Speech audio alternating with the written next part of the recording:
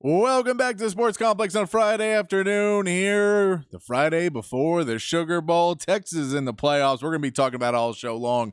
Get into that early. Some audio from Kyle Flood. Spoke to the media this morning, the offensive coordinator, the offensive line coach for the Texas Longhorns. We'll get into that.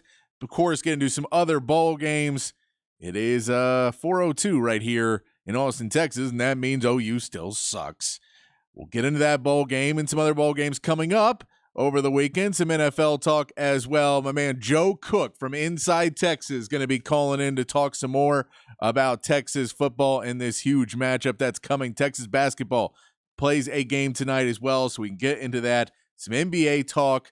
My man Bruce Castleberry is calling in to talk about his favorite football team in the entire world, the Alabama Crimson Tide, and their huge matchup against Michigan and the Wolverines. We will get into that, all of that coming up on the show today. And, of course, your text messages, 512-447-3776. 512-447-3776 is the text line. All you guys got to do is text into there. Questions, comments, concerns, whatever you guys want to talk about, we'll talk about it. We try to get to everybody's text here on the Sports Complex. So we'll get to whatever you guys want to put in. You guys drive the show. I just try to keep it on the rails. We did, for Texas fans, this is going to be a very Texas-heavy show, as you can imagine, as Texas is playing probably the biggest game they've been in over a decade.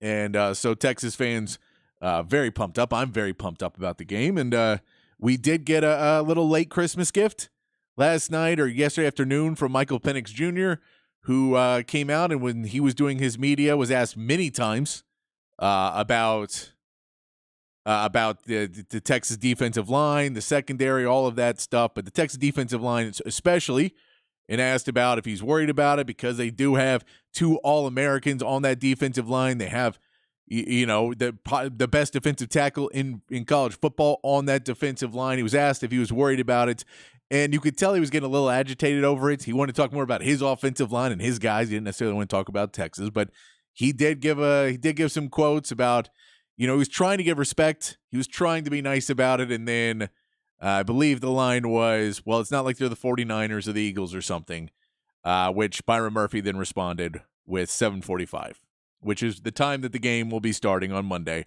So thank you. Thank you to Michael Penix Jr. for getting this defense riled up, for getting the defensive line. You just want to have that because we saw what it did for the Texas Tech game. We saw what it did for Oklahoma State. We saw what it did for Iowa State. To have detractors and have people kind of not believe in them, that they are the guys, even though, you're favored in the game, so you have to kind of manufacture some of this, that being able to say that, maybe there's not the full respect. They don't believe that they believe their offensive line is much better than your defensive line, and you're going to say the Big 12 is better than the Pac-12, and your O-line was only because there wasn't the other good D-lines. It's good to see that Texas was able to get win so far on Media Day.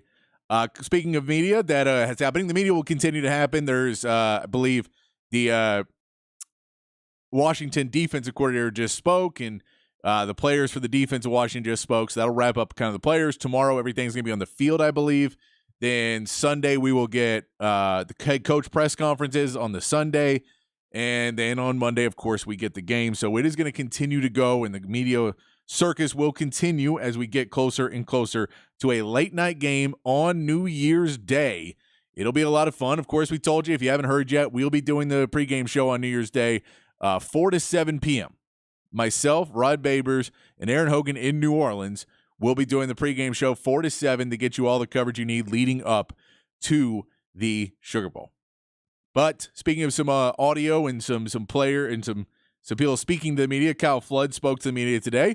A little bit more eloquent than PK. Love PK. Doing a great job on the defense this season. But he is a man of few words, and Kyle Flood could talk a little bit more. Kyle Flood spoke to the media today. Some good stuff from him, and asked about some different players. Asked about his time with Sark, and we'll start there. We'll start with Kyle Flood, and he was asked about Sark's play calling and kind of his relationship of how he works as the offensive coordinator, but not the play caller, how he works with Sark and what makes Sark's play calling so special. Here's what Kyle Flood had to say about that. Yeah, sure. So I've been fortunate now to be with Coach Sarkisian for 7 years, 7 seasons, from Atlanta to Alabama and now obviously here at Texas. Uh, I've always felt this way as somebody who works with the linemen and certainly heavily involved in the run game and the protections, and that's kind of the world that I live in more so than anything. I think my biggest job for him in terms of the play calling is to know what he likes. I need to know what he likes to call in the games because that's really where I spend my focus during the week to make sure I'm giving him the options that he wants to call on game day. What makes him, and I've said this publicly before, I don't shy away from saying it now. I think he's the best play caller that I certainly I've ever worked with, and I think maybe the top play caller in all of football right now. But I think what makes him that is his ability to see the game in real time. It's not just about the game plan and what we've looked at on film. I think as the game is happening and as the teams that we're playing are adjusting, he's adjusting with them. And I think that makes him unique, his ability to do that at a really high level. And we've seen that this season. And it's funny because he talks about it and he says this is what Sark does. But we've seen Sark that he's been able to see the game at a level, but not necessarily on the field. That was not necessarily a strong point. In the second half of games, that was when Texas was having the leads blown and having teams come back on them and not being able to close out, not being able to play there. It seemed more and more this season that he is getting better and better at in-game calling of feeling the mood, about feeling the vibe of the game, not being too conservative, but still being able to move the ball, but not, have turnovers. And part of that is probably trust. If you have a 5-7 team that is turning the ball over, that isn't playing at a very high level, that can play well in moments, but is not playing overall at a very high level, it's harder to trust them. It's harder to trust him on a 3rd and 4 to go back and throw a regular pass over the middle and not force it and not have, a quarterback try to get a play and, make a play go too long and fumble it or try and stretch the ball out to get that. And maybe the trust wasn't there. And then you had Quinn Ewers come in last year, and it was his first real time playing football. And then he had the injury, and you're kind of trying to figure out with Quinn Ewers how much can you trust him to run that offense. And this season, the trust, when it seemed to be that there was more trust there, and that he had more trust with Xavier Worthy and more trust with the JT Sanders, and he had more trust, especially with Jonathan Brooks as that season went on, and now C.J. Baxter and the rest of that running back room, but especially with Quinn Ewers and the trust he has in Quinn Ewers in these big moments, because he was more conservative in the Malik Murphy games. Those were the games where the other teams were coming back on Texas later in the season after the Oklahoma game, because after the Oklahoma game with Quinn Ewers, I think this team played pretty well. Except for kind of those games where Malik Murphy was in. And Malik Murphy did great for the situation he was put into, but he's not Quinn Ewers, and he doesn't have the experience that Quinn Ewers had. So Quinn Ewers being able to come in those games, the trust really allows Sark to open up the playbook the way he wants to call the plays the ways he wants to call them, and feel the game and not necessarily cut himself off at the pass because he's too worried about making the wrong decision. He can just keep trying to make the right decision. And I think that's something that's really helped Sark out. We did get Flood's opinion about the Washington defense. He was asked about what he sees in that Washington defense. Here's what Kyle Flood had to say this morning. It's very much an NFL-style defense. I think that's the first thing I would say. They play with base personnel, meaning 7 true front players, which is a little bit unusual in this day and age of college football. They'll play nickel defense to 11 personnel, which again is pretty standard. They've got excellent edge players. Their defensive ends are as good as anybody we've played this year. They play at a really high level. They really know their scheme. They don't have as many returning starters maybe as some of the teams we've played, but they have really all over the depth chart 4th, 5th, 6th-year players. So these guys have played a lot of football. They've got excellent power in the middle. Their linebackers are elusive. Very athletic. So I think from a scheme standpoint, when I say they're an NFL defense, what I mean is, yes, they've got their 1st and 2nd down packages, and then on 3rd down, it's completely different. They've got an extensive 3rd down package that really will challenge us in this game.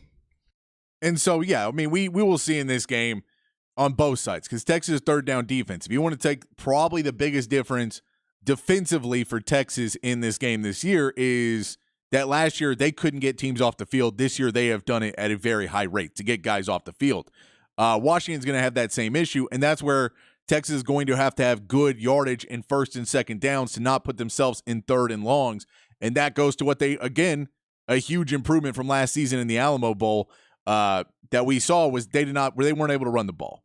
I heard an interview with Christian Jones that he said before they left for New Orleans, Christian Jones brought up about how he felt that wasn't the team they had. That the Alamo Bowl last year, you could tell he was taken back by it because he just really wasn't happy with the product they put on the field in the Alamo Bowl last year, and he had to step back and look at what the game was and how the running game should be changing and felt like they just basically, because Bijan and Roschon stepped out, that this Texas team was not where it needed to be mentally to get the run game going in that game. And if you hear what Christian Jones says, I think this offensive line is going to be playing with a mission to get the ball moving on the ground and to get that running game and to really make a point that they can run this football against Washington. If you can run a football, it makes those third down stops way harder because now if it's a 3rd and 1,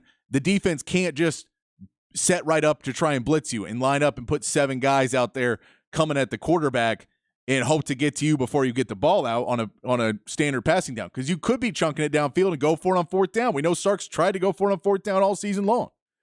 He got better about not doing it at the end of the season when it wasn't working. But if you have a run game that is picking up yardage, and from what Christian Jones sounded like before they left to go to New Orleans, it sounded like he, in this offensive line, want to prove something to Washington. So as much as the defensive line, after Michael Penix Jr. said what he said, have something to prove, I think this offensive line really wants to go and show. Also, there's an offensive line that is looking at them and saying they won the best offensive line award. We want to show we're a better offensive line than them. We want to show that we're the guys. That we played in a harder conference, had better defensive lines, and we're going to go and show you what we can do. Kyle Flood talked about the running game, which is going to be very pivotal in the Sugar Bowl. And if Texas can run the ball, you're going to throw it on Washington. We know Sark's going to want to take shots down the field. We know he is. And we know Washington will try and step back, but if they load up with 7 guys up front, and they put guys in man coverage, and they put Xavier Worthy and Adonai Mitchell in one-on-ones, that ball is going to get put downfield. It just is. But you can do that more if you get a 7-8 yard run on 1st down and it's 2nd and 2.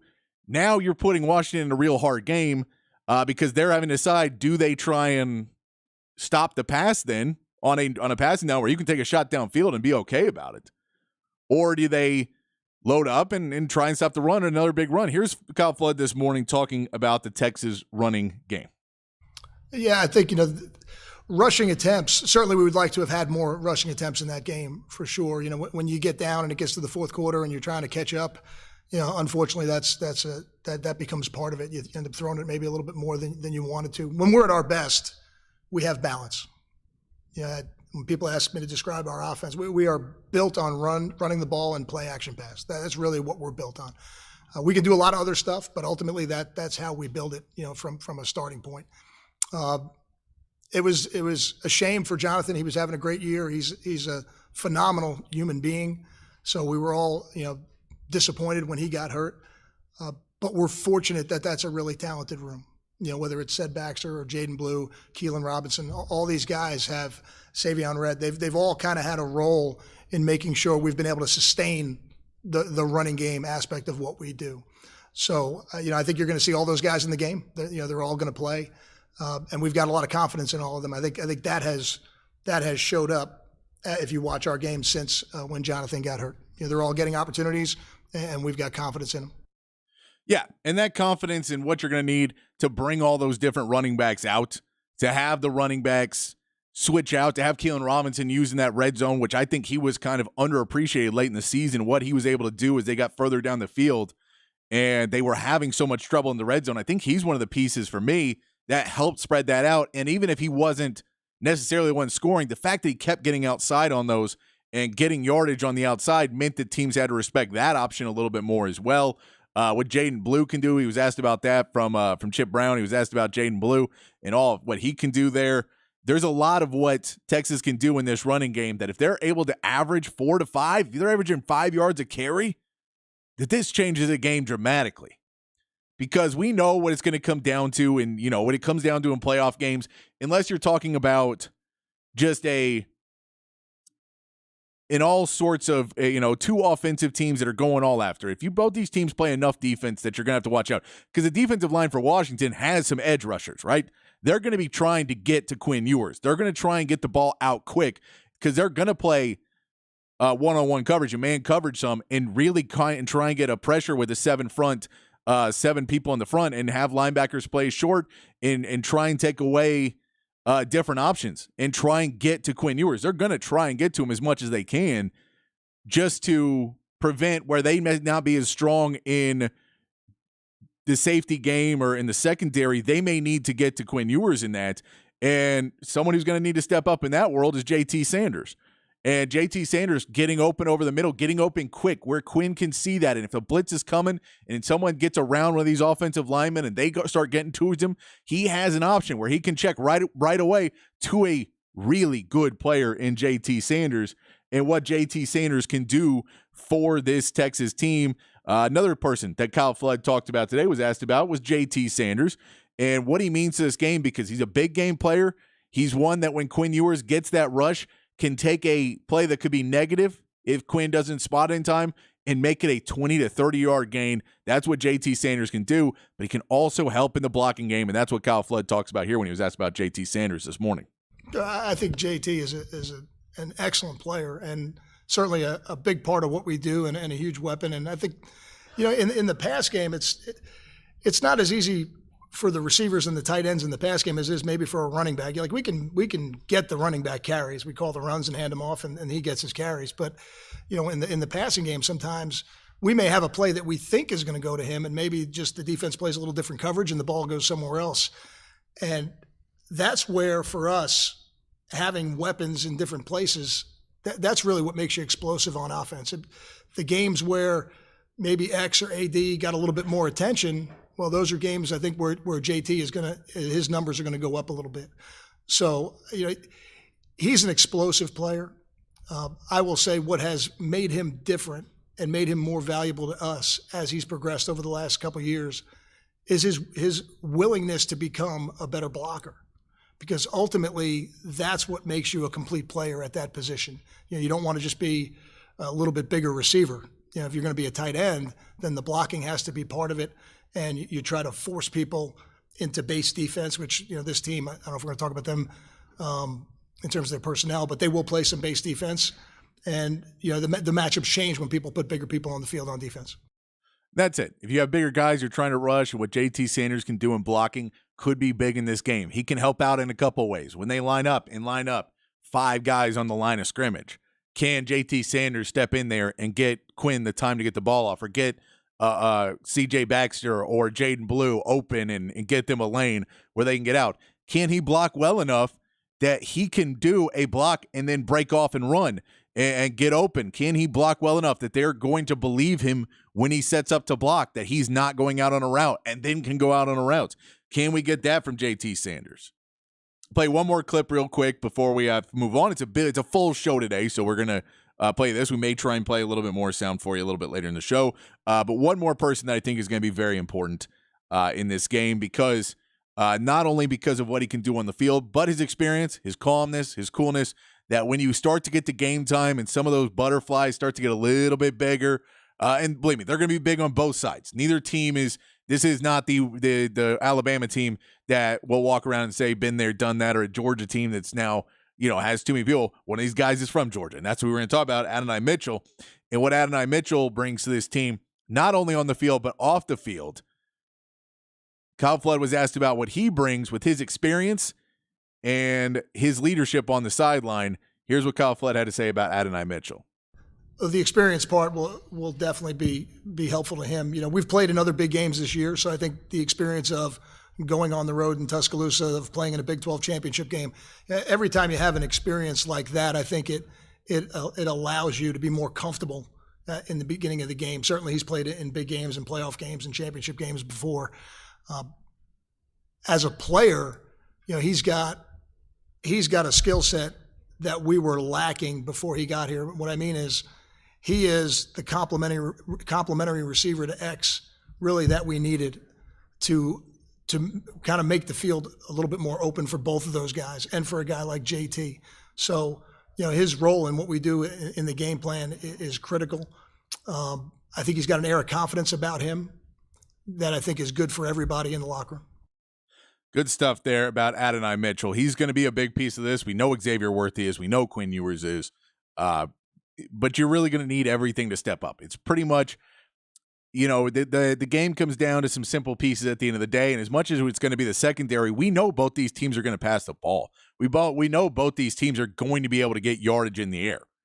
So while the secondary is very important, it's one of those factors that unless they play really poorly, they're not necessarily an X factor in this game or something that you have to overthink about, because we understand they're going to throw the ball a ton and they're going to get completions. It's the way football's set up now. It's just hard to defend in the pass game. And so more and more people try to do it. You have two really good quarterbacks that are going to be playing on Sundays. You have wide receivers that are going to be playing on Sundays.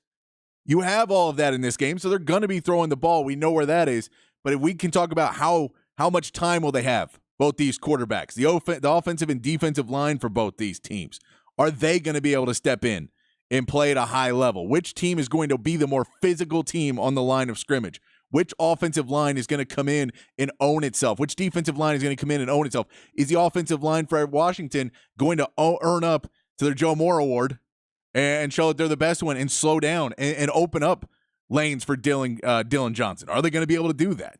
Or can Texas do what they've done this season and continue to get pressure and push up the middle? Make Michael Penix Jr. maybe break tendency and run some. We may see that in this game solely on the fact that if you're trying to pull out all the stops to get past this Texas team, you may see him run some ball. If they continue to bring pressure up the middle with T'Vondre Sweat and Byron Murphy and that pocket breaks down, he may have to scramble outside a little bit more. And if he gets to scramble outside and there's not a spy on him and he's got guys downfield, why not go take 15, 20 yards and get a slide? We may see that in this game. We know Dylan Johnson came out and he said that he was dealing with a lot of foot pain and was medicated in that Pac-12 championship game to even get through it with all the pain. But now a month off, he's feeling better. We know JT Sanders has been banged up. He's feeling better. CJ Baxter's been banged up. He's feeling better. Is it health? And are the guys going to be able to be healed up but then in game shape to be able to play? Neither of these teams is probably going to play too much hurry up, but they may play some. You may get the wrong, we may see Texas, if they get a personnel for Washington on the field that they like, that they want to take a shot on, and if they see one-on-one coverage and they don't get to play, they may say, hurry it up, get up to the line of scrimmage. We want to throw them off, bring in one set of coverage, and they may hurry it up going to third downs to not allow them to not switch and no substitutions on a third down. Get to the line of scrimmage. Don't allow Washington to substitute. Don't allow them to put in a different package and different players when they want to switch out on a money down. Those are types of plays that we'll see in this game, but the offensive and defensive line are going to matter. Jaylan Ford, what he's able to do has been great against spread offenses this season. What he's going to be able to do in this game, if he's able to continue to stop the run, but also be able to help out in the pass game, he's going to have a heck of a game. What the special teams is going to be able to do. Can you win the kicking battle on both sides? Just go for it on fourth down or take the points? It's a whole lot we'll get into, and we'll talk more about that all with Joe Cook when he calls in 5 o'clock hour. So we'll start at the 5 o'clock hour, hour 2, with Joe Cook talking more about this game, get his viewpoint. He is in New Orleans right now. We'll get his viewpoint on everything. But it is time to get to Patrick's Big Fat Poll of the day. Patrick's Big Fat Poll of the day on the Horn. Big Fat Poll of the day today, 512-447-3776. 512-447-3776 is the text line number for the Horn. You guys text in. We'll try and get to everybody's text. But the poll questions today, a couple ones for you. We know there's always a score prediction. We always ask you what your score prediction is on the Friday before the game. So send in those score predictions. And you know what? Send in the score predictions for Michigan, Alabama, too. Send in that score prediction as well. Also, I want to know who will be the MVP of the Sugar Bowl. And if you're saying that, if your score prediction is Washington wins and you say it's Penix or you say it's Odunze or Dylan Johnson runs off, give me one of those. And just a little fun one because it is the last show of 2023. I don't want to know what your New Year's resolution is next year. We'll get into that in 2024. We'll get into that. But did any of you actually keep your New Year's resolution? Did any of you actually keep it? I think Sark said he was going to his New Year's resolution to get in the playoffs. So he did. He kept his. Did you keep your New Year's resolution? Hit us up there at 512-447-3776. Who's going to be the MVP? What's your final score prediction? And if you want to have some fun, did you keep your New Year's resolution, or how quick did you break it? How well did you do on your New Year's resolution for 2023? We're going to take a quick break. When we come back, we're going to try and get into a little bit more college football talk. We've also got some NFL talk. We're trying to fit a lot into a little show today. It's 2 hours, so we got to try and fit a ton in on a short week. We'll get to that. Joe Cook coming up at 5 o'clock. At 5:30, we got Bruce Castleberry talking Alabama and Michigan. A lot more to come here on the Sports Complex, and, of course, your text messages right here on the Horn 1019, AM 1260, the Horn app, hornfm.com.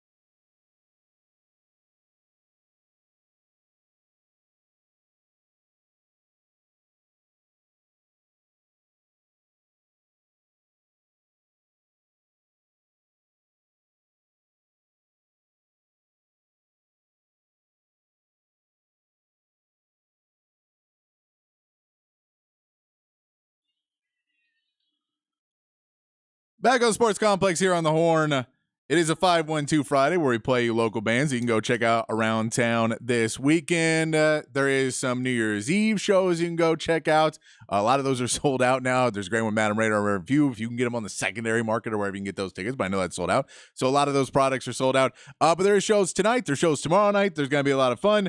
This is White Mylar. They're playing tomorrow night at the Factory on 5th. You can check them out playing tomorrow night.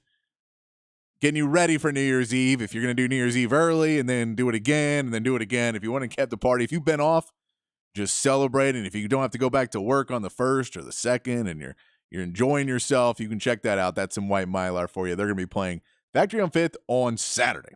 All right. Let's get let's recap a little NCAA football.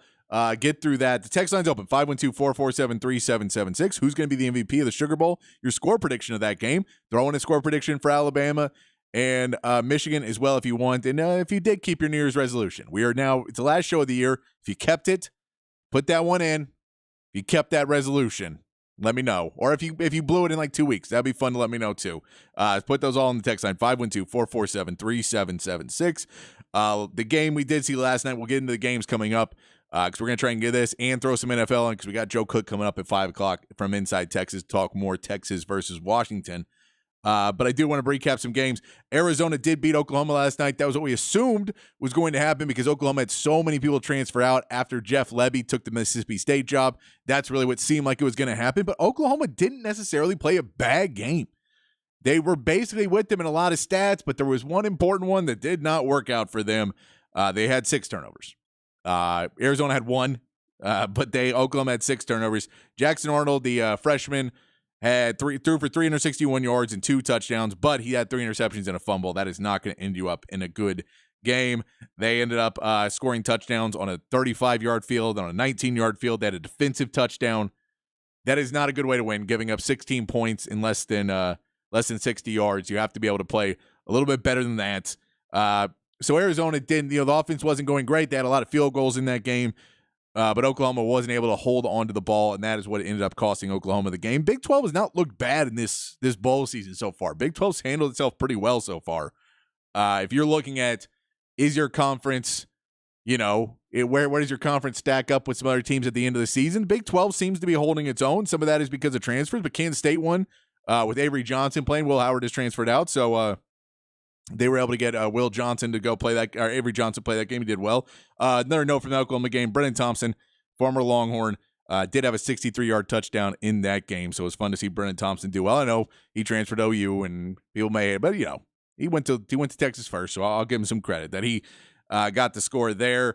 Some games that we will have coming up to keep an eye on. Tonight, we have Missouri versus Ohio State in the Cotton Bowl, which according to Ohio State media team is in the desert of Arlington. I did not know that the Cotton Bowl was in the desert of Dallas and the desert of the South, and I didn't know that. But we can look at that Missouri, Ohio State, yes, Kyle McCord transferred out, but Devin Brown, the number 1 quarterback in the 2022 recruiting class, is going to be starting for them to see if he can play well enough, not turn the ball over. At a month to prepare now, knowing that Kyle McCord was out. He's already found a new home in Syracuse. And the Tigers have a 63rd pass defense in NCAA football. They can stop the run pretty okay, but is Devin Brown going to be able to have a really good game against Missouri? Ohio State get the game out. Marvin Harrison Jr. is pretty much a game-time decision, which makes you believe he's not going to be playing. He's been at practices, but not been a full participant. Travion Henderson, though, is supposed to be playing. He is another player that has not decided if he's coming back or not. He's a junior. He still has another year of eligibility, but a really good running back for Ohio State. He says he's going to be playing in the game.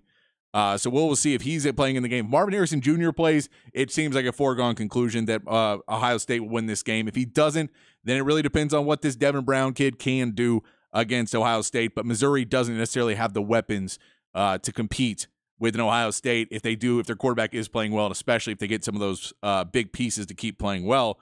We get a Saturday's game, big game Saturday, Georgia versus Florida State, the game we're all waiting to see. Georgia right now a 20-point favorite in that game. Florida State's saying they're undefeated, and they're the only undefeated team. They're the national champions, but they have to get over a 20-point spread to get through that. There's just a ton of players out for Florida State right now. Ladd McConkey for Georgia, if you're worried about that. Brock Bowers is out. He will not be playing in the game. They're saying it's due to injury, but he's getting ready for the draft. Ladd McConkey, though, their other wide receiver, if he was out, you'd worry a little bit more. He's going to be playing in the game. So that makes it so you have to worry about that one. And then we can also throw in the fact that the backup quarterback for Rodemaker for Florida State has transferred out now as well. Brock Glenn will be starting, who played against Louisville. He was 8 for 21 for 55 yards against Louisville. People said it was because that Louisville defense was really, really good. The Louisville defense allowed 372 yards and 6 touchdowns to Miller Moss, a freshman from USC. So we don't know if that was the defense. I think Georgia has no problem in this game. I don't know if Florida State has the options. I don't know if they cover 20. That's a big point, but I think Georgia's coming out to prove something. And if this gets bad, it could get real ugly, and Florida State might have to stop talking about how they deserve to be in there. And I think a lot of us are kind of rooting for Georgia in this game solely to shut up Florida State at this point and say, we told you this is why you weren't going to be in. This is what we said. You just don't have the players. And I know it doesn't prove anything because 90 other guys are, I don't know, like 6 or 7 other guys are opted out of the game. So a lot of guys opted out of this game, and then some others transferred. And then one other interesting game to note in college football before we get to the NFL is Liberty versus Oregon. Oregon, it's a big spread, 16.5 points. Bo Nix is going to play in this game, which you don't see a lot of the guys that are late-term players that are going to the NFL draft playing in these games, but he has a reason to play in this game.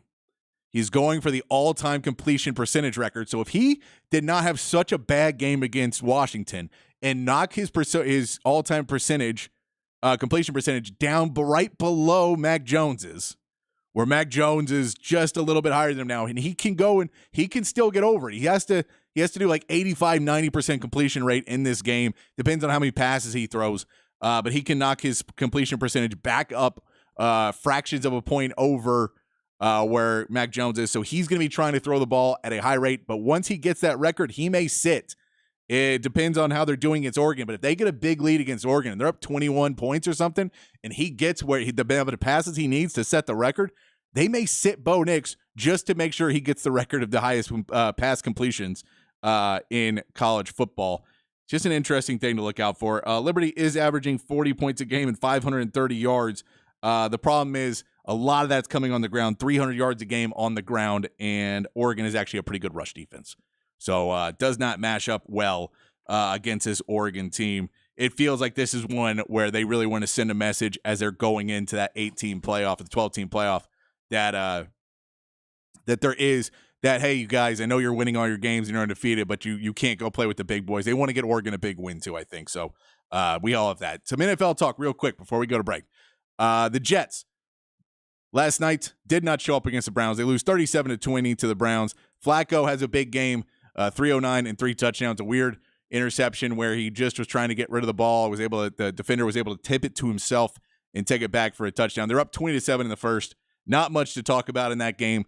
The Browns had a lot more to play for, but Joe Flacco right now is looking like one of the best signings that the Browns have ever made. Better than Deshaun Watson at this point, because he looks like he is taking this team and getting them to the next level. Do want to mention a couple other big games coming up, and we'll get to the Lions and the Cowboys and the Texans. I want to get to both those games. The Raiders and the Colts. Colts are 3.5-point favorites. A huge game for both teams. The Raiders technically still in it, and they're going to be watching that Bengals-Chiefs game where Chiefs are 6.5-point favorites. Bengals still technically alive as well. Browning's playing well. Chiefs really need to get right game at home, but the Raiders could put some more pressure on them by winning and take some pressure off of the Texans. Another big game to watch for on Sunday, Dolphins at Ravens. The Dolphins just beating the Cowboys. Can they go to Baltimore and upset a Ravens team? That'll be a fun one to watch. But Titans and Texans. Texans now want to get revenge against the Titans for wearing the jerseys. They beat them the last-second play in overtime a couple weeks ago to beat the Titans. Stroud is going to be back. Will Levis is going to be back. Cashman's going to be back. It's a big game for the Texans to continue their streak. The Jaguars are taking on the Panthers, so it should be a win, but just before the show, they announced that Trevor Lawrence will be out for that game. So it's a possible scenario where the Texans have a chance if the Raiders can beat the Colts, if the Panthers can pull off a big upset, which they don't want against the Jaguars, maybe they could move up and take a lead in the AFC South.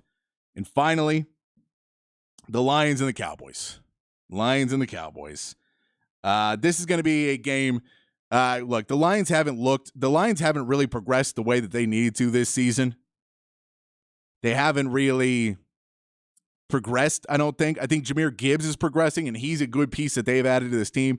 But we haven't seen the rest of them progress at a level that you needed to see them progress to really feel that they're going to be taking over and where they needed to be. Jared Goff has regressed this season. He looked a little bit better last week, but I think this is a game for the Cowboys where they're at home. This is a get-right game. They've been playing really, really well at home. I think they're able to come back and play well at home. The big question, Rico Dowdle is listed as out now for the Cowboys.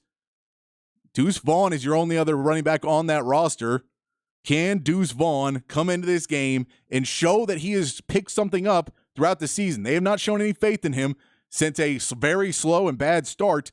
If Deuce Vaughn can bring a little change of pace and get outside and maybe use him a little bit, Deuce Vaughn could get some playing time because that Dallas run game needs all the help it can get. The Cowboys are 5.5-point favorites. I take that all day long. I think the Cowboys get right here. Dak Prescott looks a lot better. You get the ball to CeeDee Lamb. Jimmy Johnson is going in to the Ring of Honor. You get CeeDee Lamb's 180 yards away from Michael Irvin's record, and I know we've heard that they didn't want to give it to him. There's some rumors that are people just speculating that Jerry Jones, that's why he didn't get targets in the second half. I don't believe in that. But he has 180 yards short of Michael Irvin for the record right now for most yards receiving for the Cowboys. If he gets it in this game, there's no asterisk because he does it in 16. They've added another game to the season, so he could still break it, but there would be the asterisk that it was in 17 games, not 16. All right. I think we got through all the NFL there. Text line's open. We're going to get to the text line when we come back. 512-447-3776. 512-447-3776. Final score predictions for Texas versus Washington. Final score predictions for Alabama versus Michigan. Who's going to be your MVP in the Sugar Bowl? And did you keep your New Year's resolution this year, 2023? It's the last show of the year. Did you keep that? Let us know on the text line, 512-447-3776. We come back, get into your text right here on the Sports Complex on the Horn 109, AM 1260, the Horn app, hornfm.com.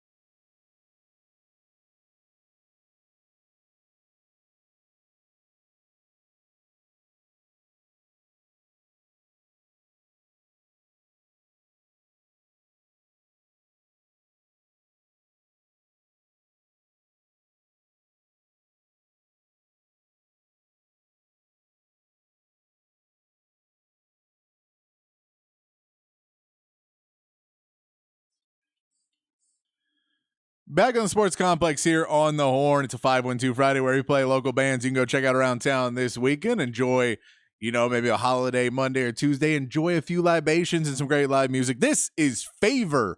Favor, they are playing Saturday night at Hotel Vegas. It's an early show. If you want to get out early on a Saturday, check out some jams, enjoy yourself after watching some college football all day, enjoy some music and some drinks. Favor, that is the band. Check them out. Good stuff there from Favor. Text line's open, 512-447-3776, 512-447-3776. Talking about the Texas game. If you want to talk Texas or Cowboys or Texans or Texas basketball, we'll get into that a little bit in the 5 o'clock hour as well. They have a game tonight. NBA, the Spurs got a win last night. They're not Detroit. Detroit didn't get a win. Ooh, that was bad. Any of that you want to talk about, hit us up on the text line. We're also talking about New Year's resolutions. And if you kept yours from last year, we'll get next year. We'll get into the next year's resolutions. But for 2023, did you keep your ones from last year? Let us know that one as well. On the text line, CPOW. It says, don't poke the Longhorn. When will they ask? When will they learn? Ask Uga, CPOW. Yes, don't poke them, but we were asking you to. That's why I said it's an early Christmas gift for all of us that Michael Penix Jr. just kept kind of talking about the defense and not saying, oh, they're good, and just no more questions about the defense. He did eventually say no more questions about the defensive line because they kept asking him about it. But when he compared them to the 49ers and he said they weren't basically an NFL team, they weren't an NFL defensive line. So he wasn't worried about him. Byron Murphy responded online on social media. Byron Murphy responded with 7:45 January 1st, which is when the Sugar Bowl will be. And you just want them to be ready and get in that game and be in the right mode to go in there and dominate that offensive line. I think both the offensive and defensive line have something to prove in this game, which I really like to see. Man, Father Rhyme, you give Sark too much credit. He presses the random button, which in itself is actually genius. He is a better coach than that. He does not just press the random button. He does make some good calls, and he's done better. I really do believe he has done a lot better this season when he hasn't tried to outthink himself so much, and he has just kind of allowed things to happen. I think he's done a much better job this season. But I get why you say the Ram is because he does break tendency, which you have to do. You have to break tendency at points, and you have to say we got to change things up, and you got to take a shot when people aren't expecting it. That's the whole key to offensive play calling, is trying to do what the defense isn't expecting. That's what a good play caller does. Texter says most bowl games now don't mean as much. This is different, a year different for both. Who will be the best that day? All the other stats mean nothing. Let's see what we look like. Look, I mean, the stats do matter. You can prepare. Preparation matters. All that matters. Yes, on the day, any team, a lot of teams can beat anybody. Liberty could beat Oregon. I don't think they will. They could. Florida State could beat Georgia. I don't think they will, but they could. And Washington could beat Texas. Texas could beat Washington. But you have to be in there and own the lines of scrimmage. I like our guys. And look, I know this is very much a homer take on this, but I think the fact that they've lost a game and the way they lost it by getting beat on the lines of scrimmage, I think they lost to this team in the Alamo Bowl, all gets them that little bit of motivation where Washington might have more confidence that they feel like they've gone there. I don't know if they have the humbled confidence of, we know what we messed up earlier and we're not going to do it again. And, I think Texas has that. I think they've shown it in the last few games of the season, especially not letting it slip away and really driving home the point that this team is going to play and is one of the best teams in college football. And I think they want to prove that on New Year's Day. He also said, what's up with the kicking game? I mean, both teams have a decent kicking game. Washington doesn't kick a ton of field goals, but they're not a bad percentage of them. They punt the ball. I believe I saw their average punt. It was about 40 yards a punt. So, decent. I don't know if they're going to, I don't know if for Washington it's going to be a game changer. For Texas, the return game definitely could be a game changer. And Brett Auburn has done a good job for Texas. TJ Horn says, I have the same resolution every year. Faster horses, younger women, older whiskey, more money. Did you accomplish that, though, TJ Horn? Did you accomplish? And I think at a certain point, younger women, that may be a problem. Now, if you're continuing to age and they're continuing to get younger, did you have to start at like 50 and then move down? Or are you dating toddlers now? Seems like a problem if you keep going younger and younger. Female listener number 1 says, Patrick, I missed listening to you since the time change. Yay for skipping out early today. Congratulations on skipping out early. The last Friday of the year. Skip out early. Come hang out with us on the Sports Complex. Appreciate you listening. Send in your final score predictions. Haven't got any final score predictions yet. Are you guys waiting because it's a Monday game? Normally we're a day away. We are doing pregame show. We do have a pregame show that is coming up on Monday, 4 to 7 p.m. Myself, Rod Babers, Aaron Hogan. So we'll all be here. It's going to be 4 to 7, so similar time slot as we are in right now, except we'll be going all the way to 7 o'clock. But Rod Babers will be joining us. Aaron Hogan is going to be in New Orleans. Thanks to our sponsors, Hayes City Store and the Taste on Main, for getting us coverage down in New Orleans. It's going to be a fun time on Monday, and then we're doing the show Tuesday morning to recap what we believe is going to be a big Texas win and getting ready to play either Alabama or Michigan. But we can't get too far ahead of ourselves now. We're also talking about Bo Nix going for that completion percentage record. Single season completion percentage record is what he's going for. Average Joe says, isn't Colt McCoy third on that completion percentage record? Yes, single season, Colt McCoy is third. Mac Jones beat him a few years ago and moved himself up ahead of Colt. Moved himself up. Right now, Bo Nix is in between the two of them, I believe, at 2. He can move up to 1. And then also Colt McCoy, though, what he has, he's on that list, and he is on the career completion percentage list at number 2 behind Colt Brennan. I know it's 2 Colts, but that is apparently Colts, the most accurate passers in college football. But Colt McCoy is on both completion percentage records in college football. So it's a cool record. Colt McCoy, one of the most accurate passers in college football history. And, we all love him. I mean, he would have won us another national championship if he had not get hurt. We all know that. We all know we would have beat Alabama, right? We're all on board with that. One more text, and we're going to take a break. We're going to come back with Joe Cook from Inside Texas to break down some more of Texas versus Washington. He is in New Orleans. We'll get to that in just a minute. One more text. So MVP Quinn Ewers, 41-31. Hook 'em. I like that text. I like that prediction. Keep sending those in. Keep sending your text. Joe Cook, when we come back, we'll talk with Bruce Casaway a little bit later about Alabama and Michigan. Whole lot more coming up on the Sports Complex in Hour 2, right after this break on the Horn 1019, AM 1260, the Horn app, and hornfm.com.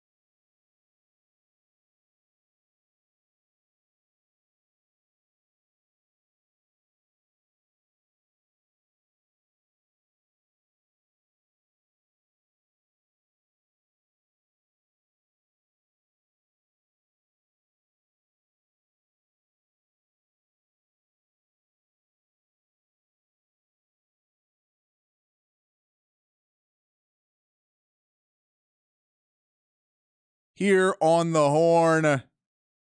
Going to get into a little Texas basketball talking a little bit, little NBA if we can fit it in. We're going to have Bruce Gasparri call in to talk a little bit about Alabama versus Michigan and what's going to be happening there. But before we get to all of that, on a busy Friday, we had to go call our guy from inside Texas, Joe Cook. He's joined us many times throughout the season. He is in New Orleans getting ready for this big matchup. Joe, how you doing out there? I'm doing great. It's always fun to be the big easy matchup. It's always fun to be watching and covering high stakes college football games too. So this is awesome. I've been waiting to do this for like 5 years or so now. So glad it's finally happening. Yeah, it's definitely a good feeling to be back in the Sugar Bowl. It's a good feeling to be back in a game that matters even more than the last time you were in the Sugar Bowl. I know that was the we're back year and it was a fun win, but it didn't lead to better things. This one seems like it's headed all in the right direction. What is the mood in New Orleans right now? I've listened to the press conferences, and it feels like I feel more Texas people, at least in the press there. What's the mood like in New Orleans right now? Everybody seems really confident, and that's really no surprise. You know, you see guys like Adonai Mitchell dancing on the sidelines at Bryant-Denny Stadium. You see guys like Quinn Ewers just, throwing and throwing and throwing. You see this whole team acting how they've been all year. Everybody seems confident, at least on the burnt orange side. But then you go to the purple and gold side, and they're confident. And I love that. Like, you're 13-0 or you're 12-1. You won your conference. You're in the college football playoff.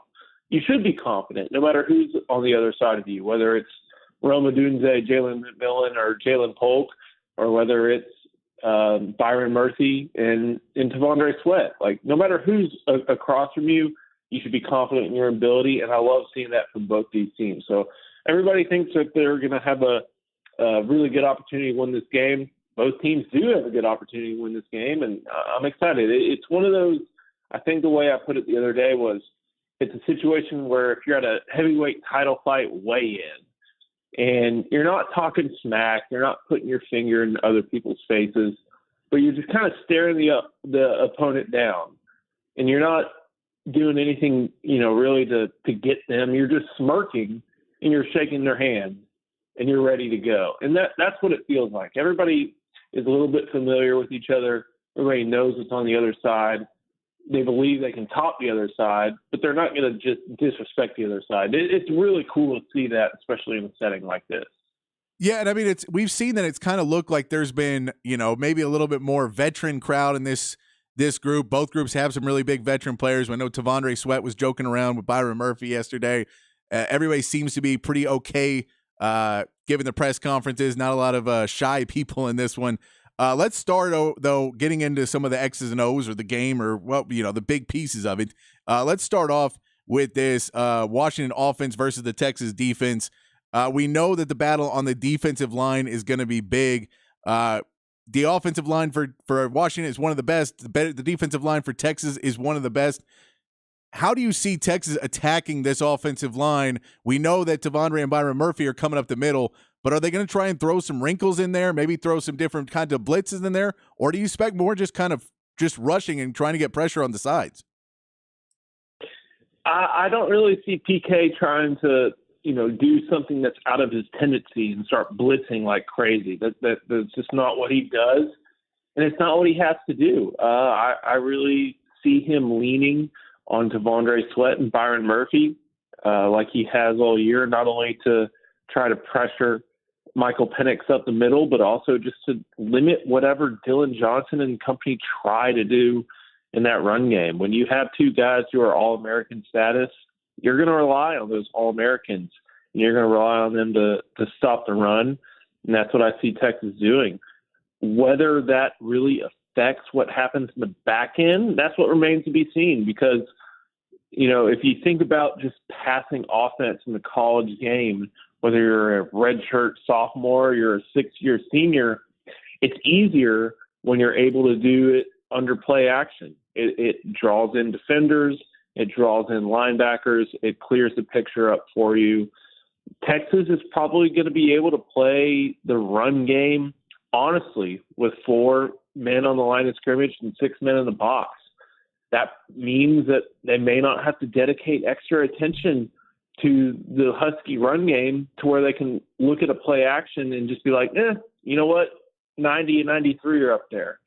I'm curious to see how that affects Michael Penix. He's been pretty good in situations where he doesn't use play action, but it's still a bigger challenge for quarterbacks. The same applies for Quinn Ewers. Texas is about 50-50 as close as they can be between play action and, drop back passing. Quinn Ewers has done better with just progressing and passing and not having play action, but it's still a little bit more difficult because defenses can just drop back. So I'm just kind of curious. It always is cliche, but, the run offense for each team is going to determine a lot, because if either team has a run offense that's successful, it really will open up everything else. Both teams have the capability to pass and pass only, but it's not what they want to do. So if either team can really kind of turn up the run, that'll say a lot about the course this game takes and who will be able to win it in the end. Yeah, no, we've seen Dillon Johnson for Washington. When he started to come on and run better, that offense looked as good as it's looked all season. So for Texas, being able to stop Dillon Johnson, they're going to be able to throw the ball. We know that. They're going to get yardage. And on that end, with Texas being able to drop back in coverage, maybe not rush so many guys, drop a little, get back more guys in coverage. If Texas finds themselves down at all in this game, are they going to have to change their game plan in the secondary? Because it feels like they're a bend but don't break offense. It feels like PK said in his few times yesterday that as long as we keep him out of the end zone, we're doing okay. Do you think there's a point in this game where they may have to play a little bit more aggressive in the secondary, or they're going to try and stick to the game plan and play maybe a little bit less aggressive against Michael Penix? I think you just kind of have to dedicate 4 in the back, 5 in the back, and live with it, because you when you have T'Vondre Sweat and Byron Murphy, you really feel like you don't have to dedicate more than 5 to the run game. And if you have to start dedicating more than that, then Michael Penix and Rome Odunze and Jalen McMillan are going to pick you apart. So I don't really think Texas is going to get super aggressive. I think if you went to Inside Texas today and saw what Longhorn Scott, longtime Barking Carnival guy, came out of retirement because this is a big game and had to write something big. If you went to Inside Texas and saw that, basically you're going to see some change-ups, but you're not going to see just an over-aggressive style, because I think Pete Kwiatkowski is confident in his defensive tackles, and he's confident in just the numbers versus numbers, with as far as 4 to 5 in the secondary versus 3 or 4 going downfield for Washington. Yeah, and one more thing on the defense. So, all right, so we know that Washington, Kalen DeBoer is a really good coach. They like to break tendency sometimes. They have been not necessarily a hurry-up team and played a little bit more methodically throughout the season. Is this an offense that may try and break tendency a little bit and hurry up, just knowing that Texas somewhat gets weakened by a hurry-up offense all the way down the field? Do you think that's something they may employ, or anything else they might do to break tendency against Texas? I think that may be something they use whenever T'Vondre Sweat and Byron Murphy aren't on the field. Yeah. Whenever Vernon Broughton, maybe Alfred Collins are out there, they may try that, because that's been successful. When you look at the teams that have put together the most yards against the Horns, it's been Oklahoma, who runs a lightning fast tempo. It's been TCU, who runs a lightning fast tempo. And it's been U of H, who uses that with regularity. But it depends on who's out there. I'm not exactly sure if giving Texas more possessions is something Washington wants to do. I mean, we're talking about the Washington offense and, a Heisman runner-up in Penix, 3 great wide receivers, and a guy who has a great claim to Biletnikoff, to finish probably second for it in Rome Odunze. Yeah, you don't want to give them – you want to create opportunities for them, I should say. But do you want to create more opportunities for Quinn Ewers to find Xavier Worthy and Adonai Mitchell and Jatavian Sanders and Jordan Whittington and hand the ball off to Jaden Blue, or maybe C.J. Baxter goes off the middle, or maybe Jatavian Sanders is able to get free? I don't know. That's what tempo does, and I'm not sure if that's in Kalen DeBoer's best strategy. Maybe it's something he uses when he sees a matchup advantage, but as far as like a regular strategy, I'm not sure that's something that they're going to go into, which I think is going to be fun. It's going to give every offensive and defensive play caller a lot of opportunity to see what's on the field and try to create a best play call for what the situation they're looking at is. I like that. We're talking to Joseph Cook. Joe Cook, Joseph Cook 89 on X. You can follow Inside Texas on X as well. He's the managing editor of Inside Texas. Looking on the other side then, with Quinn Ewers having the ball, we know that Washington can play a really good third down. They have really good third down defense, defensive packages. We know that they may play 7 guys up front at points in this game as well. Is this something that Sark may try and throw out and maybe hurry up or try and get out and get up to the line of scrimmage quick when he has the right personnel to take some shots downfield if he feels he can get one-on-one with some of the guys on the outside for X-Man or for AD? Yeah, absolutely. If he sees something that's there and that he can force defenses to stay in, that's when he's going to go into tempo and try to take advantage of it. And even Kyle Flood, who's the titular offensive coordinator and the offensive line coach, kind of talked about that. You know, he tries to be eyes for Steve Sarkisian, but he also understands that Steve Sarkisian has great in real time play calling ability. But if that's something that's there, I would not be surprised to see Steve Sarkisian takes advantage of it, and it'll be through the pass, it'll be through the run. Basically, with a healthy Quinn Ewers, Texas is more able to take advantage of all parts of the field better than they have been. I can't really tell you, and maybe since that U of H game. So they're going to try to go deep downfield, whether that's with Worthy, whether that's with Mitchell.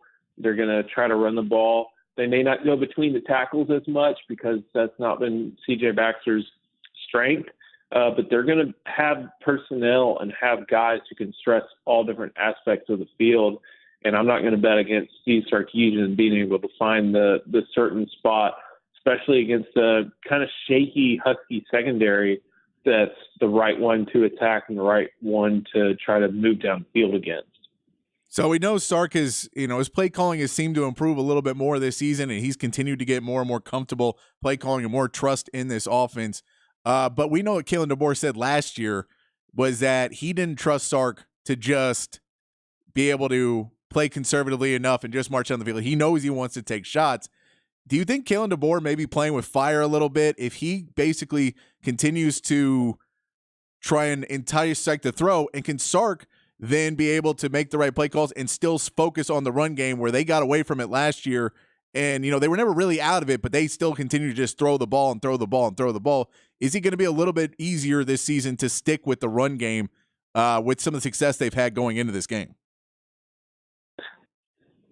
Man, if Quinn Ewers is playing the way he has been for the past 3 or 4 weeks, you may not need it.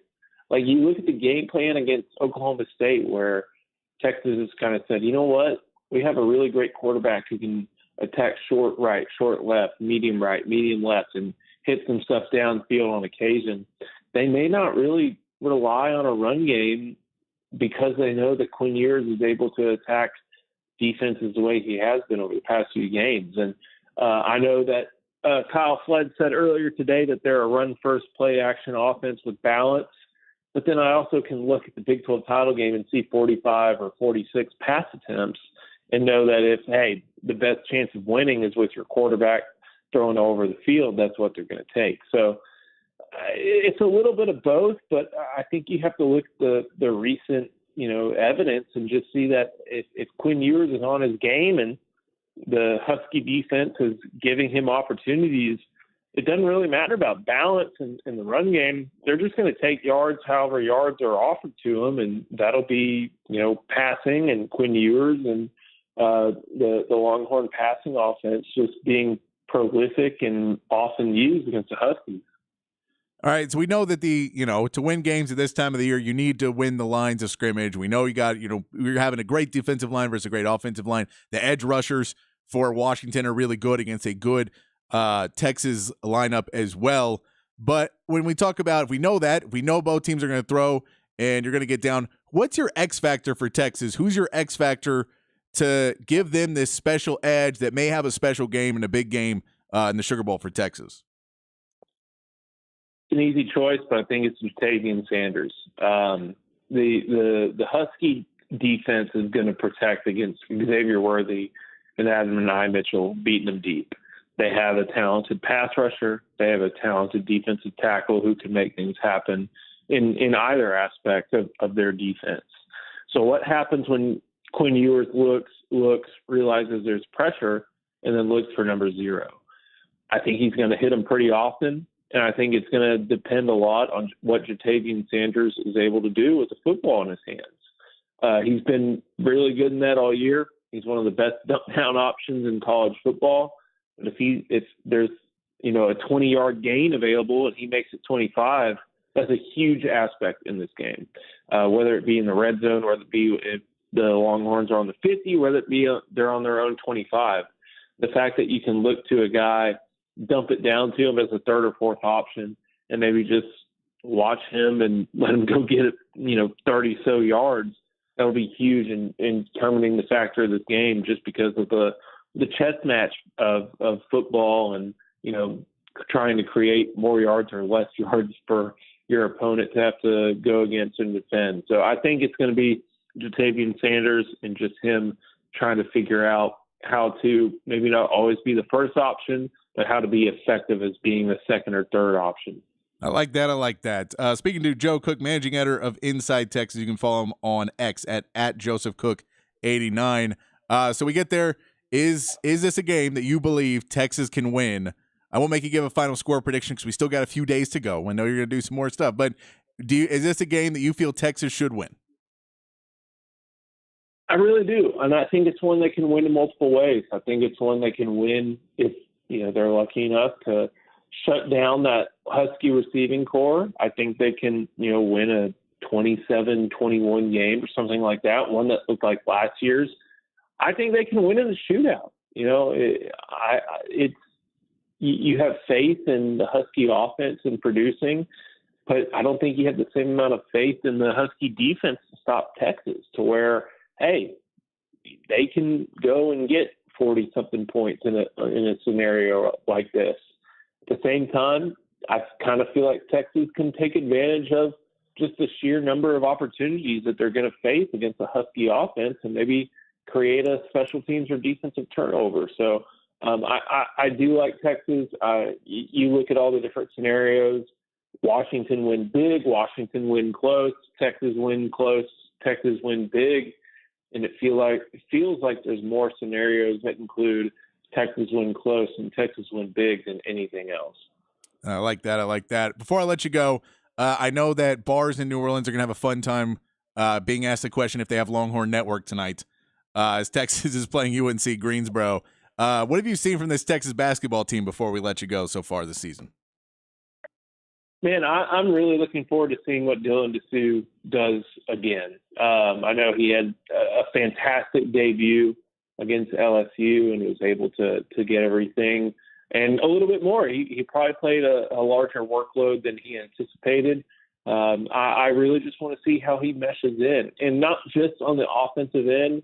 He's got to mesh in on the defensive end as well. Like, this is a Texas team that can outscore a lot of opponents, but it's also a Texas team that can just, suddenly give up 75 points. And in college basketball, and especially in the Big 12, that's a number that you don't want to see. And it could, you could shrink that number down to 70, but with the Texas offense that we've seen, you may have faith in holding opponents under 75 being the number. So I want to see how not only Dylan Dessou factors in again on the offensive end, but just what he does to affect defenses against a UNC Greensboro team that, in all honesty, is probably outperforming expectations. We'll see how they end up at the end of the year as far as being a resume builder. But right now, they look pretty good if you beat them and you have them on your resume just because I think they're in a top 150, maybe even top 175 range. So I just kind of want to see improvement on the defensive end, and for me, that starts with Dylan Dessou. It does, and I'm excited to see him and Shedrick after a week of rest. I think it'll be nice that they got a little break, and Shedrick seems like he's just getting kind of beat up this season already. So get him a break a little bit to come back tonight, and we'll see what he does. Joe Cook from Inside Texas at Joseph Cook 89 on Twitter.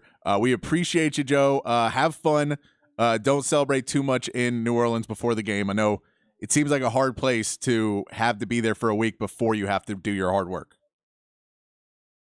A little bit, but we'll make it happen. We'll be on InsideTexas.com. So thank you so much, Patrick. Talk to you next time. Appreciate it, Joe.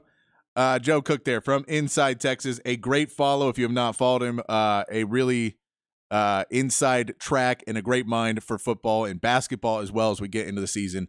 Check them out at Inside Texas. Always enjoy having Joe on the show.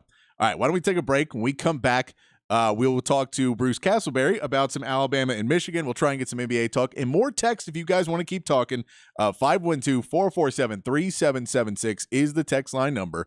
If you have an MVP for the Texas game, if you have a final score prediction, send that in as well. All that coming up on the Sports Complex on the Horn, 1019 AM 1260, the Horn app, and hornfm.com.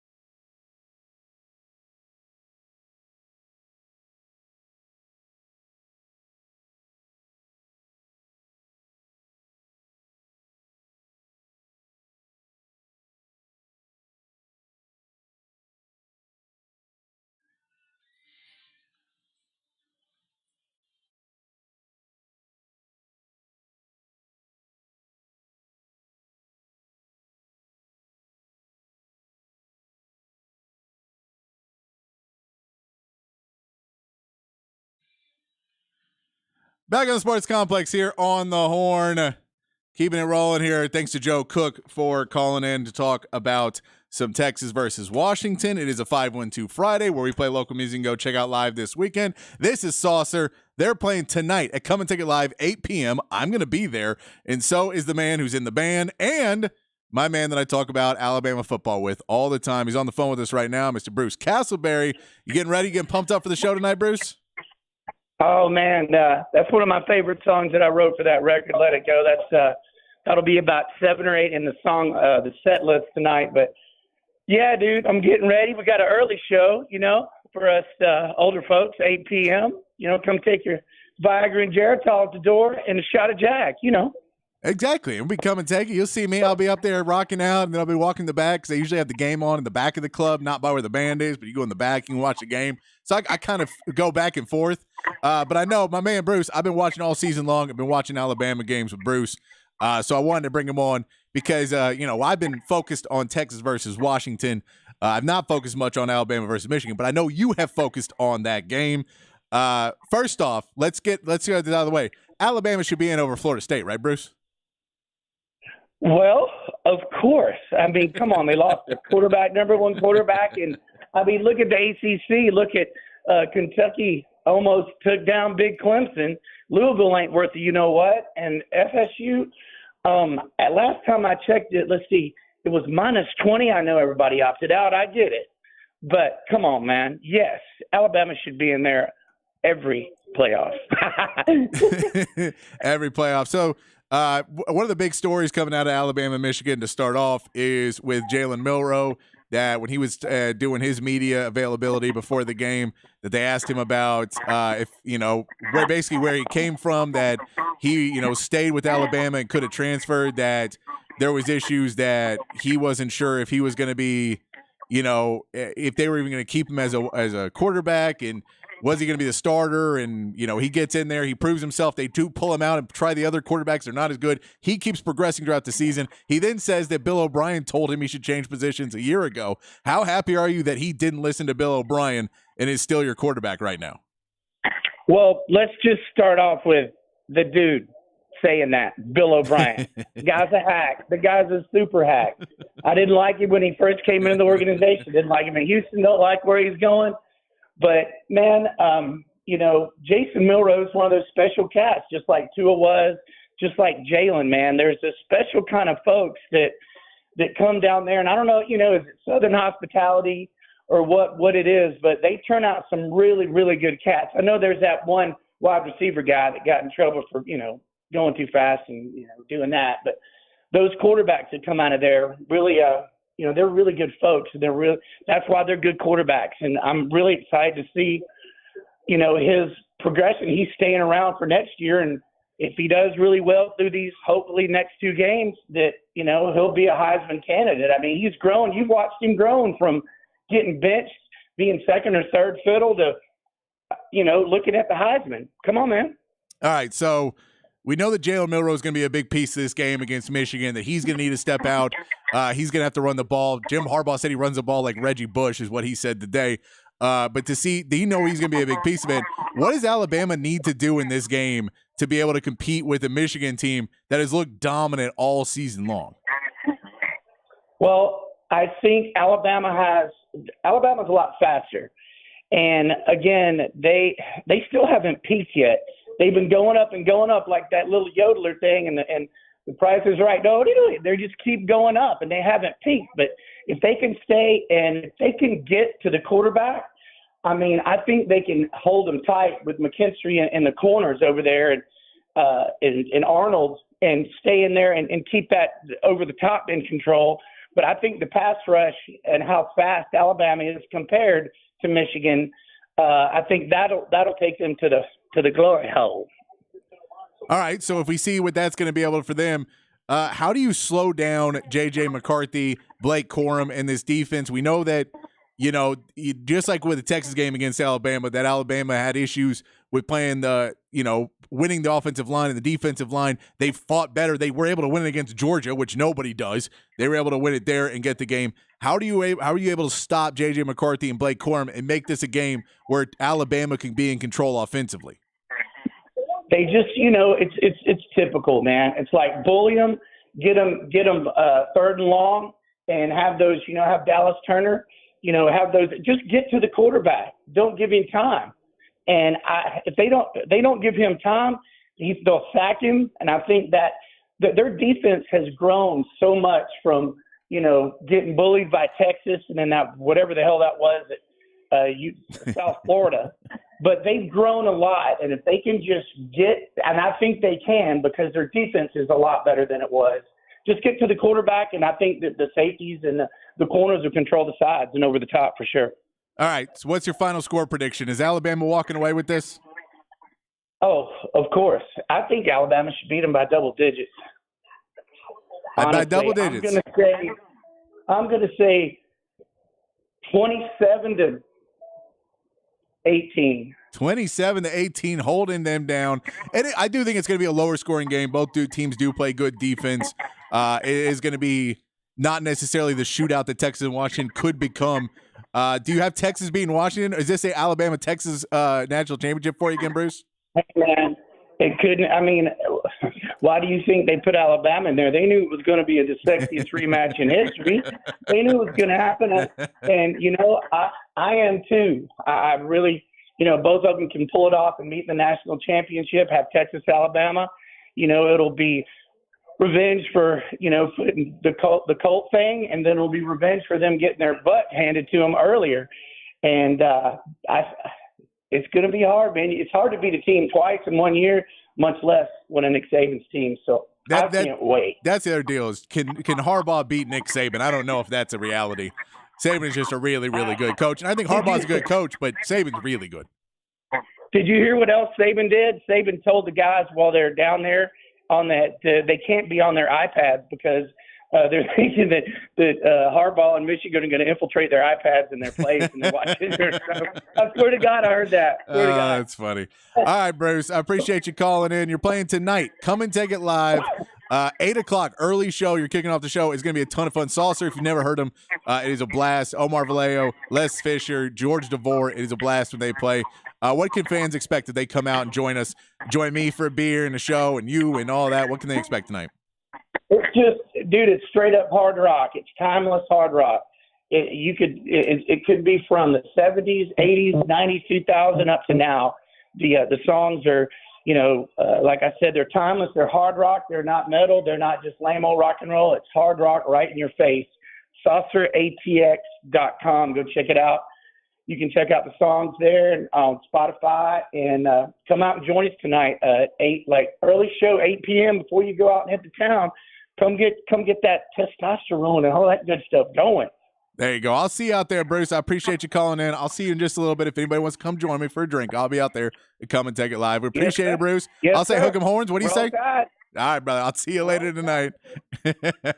My man, Bruce Castleberry there. Appreciate him joining us. Saucer is they're a fun band. If you've ever seen George DeVore do his stuff, he's great. And then with that band, everybody in the band is super talented. It is a ton of fun. I hope to see you out there. Well, join us. Text line still open, 512-447-3776. We're going to hit that a couple more times before we get out of here. We're going to try and fit in some NBA if I get the time. We're asking you for MVP and score predictions for the game.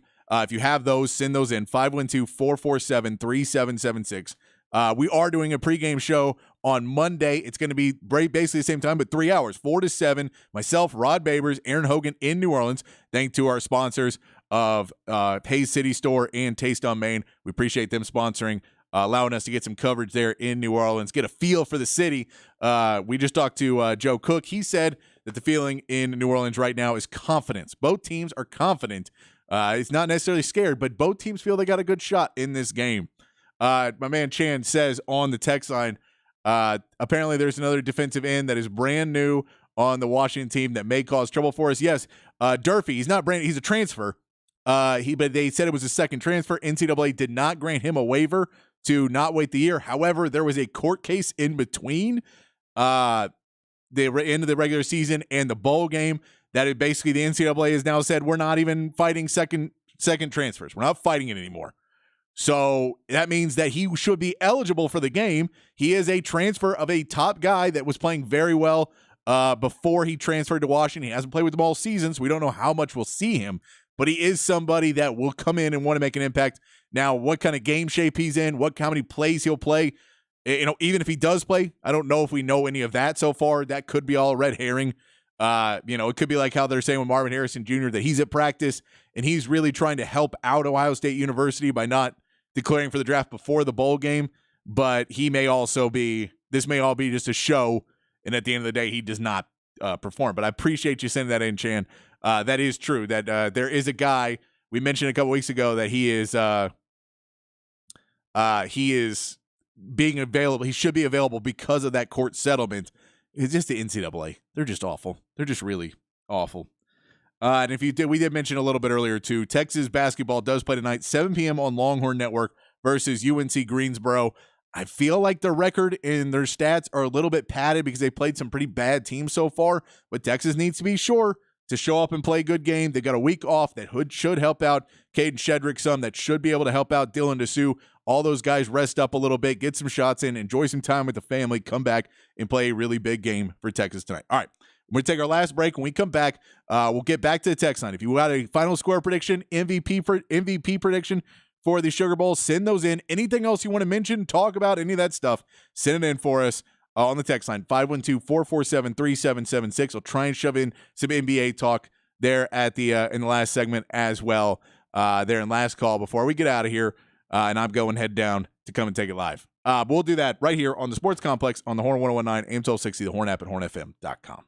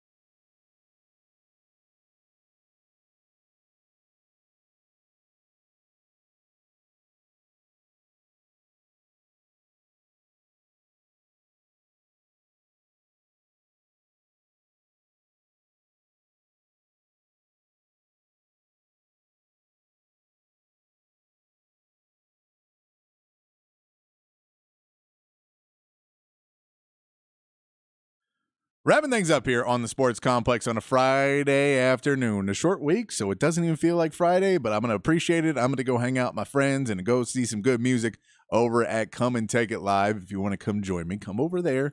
Come say hey. The show starts at 8, so I'll be there.